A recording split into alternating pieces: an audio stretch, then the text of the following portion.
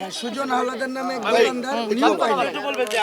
এই যে রাত করে আসলে দেখতেছি যে ভোটারদের দ্বারে দ্বারে আপনারা এই যে ভাবে আপনি আসলে আমাদের কাছে এখন আর রাতকে রাত মনে হচ্ছে না। আমরা আসলে একটা উৎসব মুখর পরিবেশের মধ্য দিয়েই দিন পার করছি। আমরা খুব দীর্ঘ 17 বছর ভোট দিতে পারিনি। এখন আমরা আর মাত্র কয়েকটা ঘন্টা বা আর কিছু দু একটা দিন বাকি।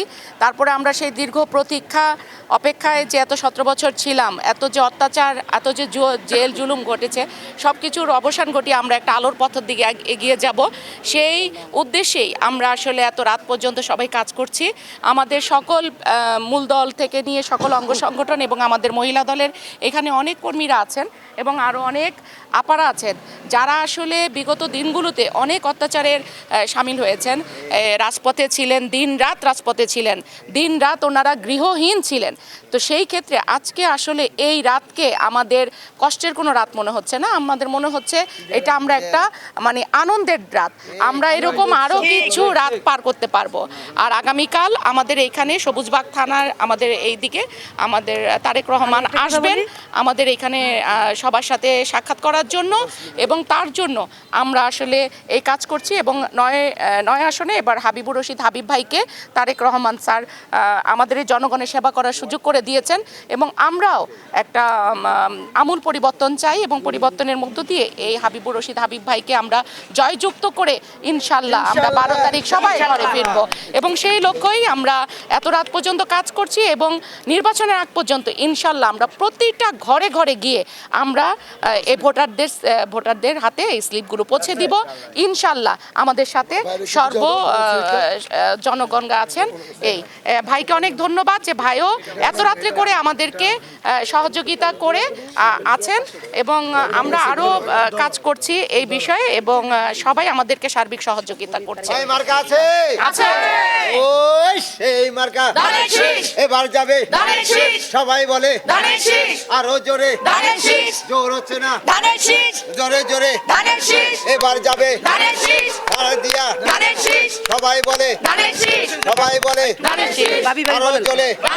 আমি তো বলি আমি দোয়া করি আল্লাহ যেন তারেক ভাইয়াকে এই দেশের প্রধানমন্ত্রী বানায়। হ্যাঁ একটা এতিম ছেলে, হ্যাঁ বাপ নাই, হ্যাঁ মা নাই, হ্যাঁ ভাই নাই, এই যেন পাশ হয়ে জানি ভালো করে রাষ্ট্র জানি চালাতে পারে। তারেক ভাইয়ের জন্য অনেক অনেক সালাম রইলো, অনেক দোয়া রইলো যেন সে যেন বিপুল ভোটের থেকে 5 জনই করতে পারে।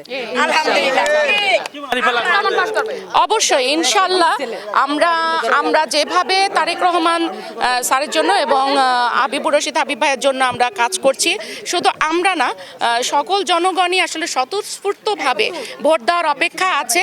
শুধু একটি ভোরের অপেক্ষায় আমরা আছি।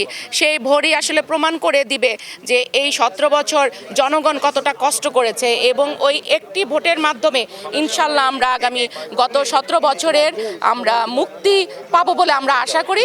ইনশাল্লাহ সবাই সেদিন স্বতঃস্ফূর্তভাবে ভোট কেন্দ্রে যাবে এবং ভোট দিবে এবং দেশের সকল জনগণ, মিডিয়া এবং আমাদের যারা আছেন দেশ সেবায় অন্য দল যারা আছেন তারা সবাই দেখবেন ইনশাল্লাহ। আমরা সেই প্রতীক্ষায় আছি। ধন্যবাদ। জামায়াত ইসলামীর কথা বললেন না আপনি যে ওরা আসবে, এখন পর্যন্ত ওদের ইয়েটাই পাইনি। আর বাংলাদেশে মানে ওদের অস্তিত্বই এখনো পাওয়া যায়নি। এখানে যে ক্যান্ডিডেট ইনশাল্লাহ পুরা বাংলাদেশে 250-এর প্লাস ধানের শীষের বিজয় হবে ইনশাল্লাহ। তারেক রহমান বাংলাদেশে আসছে এবং যখনই যেখানে আসছে সেখানে মানুষের জোয়ার বসে যাচ্ছে।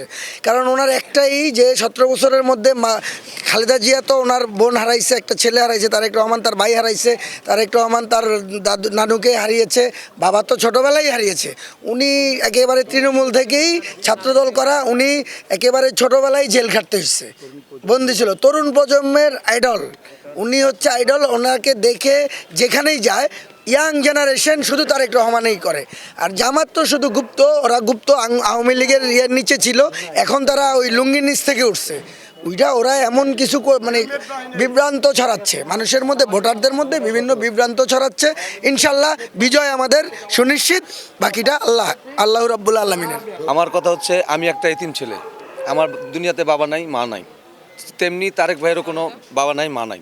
খুব ছোটোবেলায় তারেক ভাইয়ের মা আমাদের দেশমাতা বেগম খালেদা জিয়ার হাতের পুরস্কার পাইছিলাম আমি শাহিন যখন সেগুনবাগিচা স্কুলে লেখাপড়া করি তখন আমাদের বার্ষিক ক্রীড়া প্রতিযোগিতার প্রধান অতিথি ছিলেন তৎকালীন প্রধানমন্ত্রী বেগম খালেদা জিয়া, তার হাতের খেলাধুলায় আমি পুরস্কার পাইছি।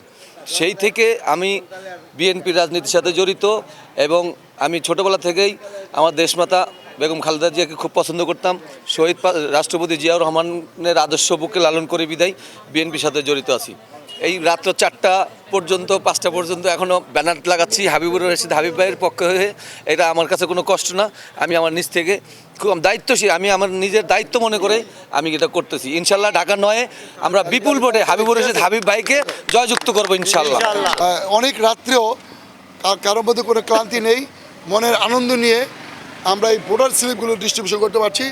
কারণ মানুষ আসলে 70 বছর ভোট দিতে পারেনি। এই ভোট না দেওয়ার কারণে অনেকে জানেই না যে ভোট কী জিনিস। কিন্তু ভোটটি একটি পবিত্র আমানত, একজনের পক্ষ থেকে আরেকজনের উপর এই দায়িত্ব অর্পণ করা। আমরা চেষ্টা করছি সর্বশ্রেণীর মানুষ যেন ওনার অধিকার, এই ভোটের যে অধিকার, আমরা বিগত 70 বছর এই ভোটের অধিকারের জন্য গণতন্ত্র পুনরুদ্ধারের জন্য আন্দোলন সংগ্রাম করেছি, জেল মামলা হামলাকে বরণ করেছি। এই কারণে আমাদের ভালো লাগছে যে খুব অচিরেই সর্বশ্রেণীর মানুষ ওনাদের ভোটের অধিকার প্রয়োগ করতে পারবে এবং দেশে গণতন্ত্র ফিরে আসবে। এবং আমরা আশাবাদী ধানের শীষ জয়যুক্ত হবে, আগামী রাষ্ট্রপতি তারেক রহমান প্রধানমন্ত্রী হবে, আমাদের 9 আসন থেকে আমাদের প্রিয় সকলের প্রিয় হাবিব রশিদ হাবিব জয়যুক্ত হবে, এই আশাবাদ ব্যক্ত করছি। আপনাদের সবাইকে ধন্যবাদ জানিয়ে আমার সালাম জানিয়ে বক্তব্য শেষ করছি। এবং রাত্রে যারা কাজ করতেছে, এখানে আমাদের ওয়ার্ডের সাংগঠনিক সম্পাদক মহিলা দলের নার্গিস আছে।